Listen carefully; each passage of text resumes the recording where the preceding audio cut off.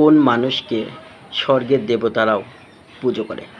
সুধীজন, যিনি বাপের বেটা জনার্দন। আমরা অনেক সময় ছেলেমেয়েরা কোনো বীর যোদ্ধা হলে, খুব প্রতিষ্ঠিত ব্যক্তি হলে, ধনী হলে আমরা বলি যে পিতার মুখ উজ্জ্বল করেছে, ইনি বাপের বেটা। না গো বাবা, একে বাপের বেটা বলেনি। শাস্ত্রী বলেছে যিনি রক্ষা করে পিতৃধন তাকে বলে বাপের বেটা জনার্দন। কেন? পিতৃধনটা কি? পিতৃধন হচ্ছে পিতার দেওয়া বস্তু, যে বস্তু দিয়ে পিতা আমার আপনার মতো জীবকে সৃষ্টি করেছে।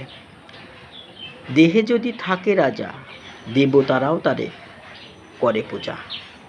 তো ওই পিতৃধন যদি কারো দেহে ধরা থাকে, তাহলে তাকে স্বর্গের দেবতারাও পুজো করবে।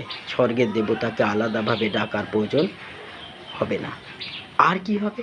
আপনি 14 পুরুষ পর্যন্ত উদ্ধার করে ফেলতে পারবে ওই পুত্র।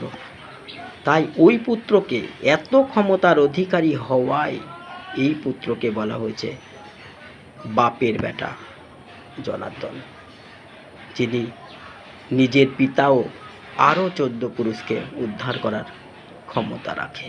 রাধে রাধে।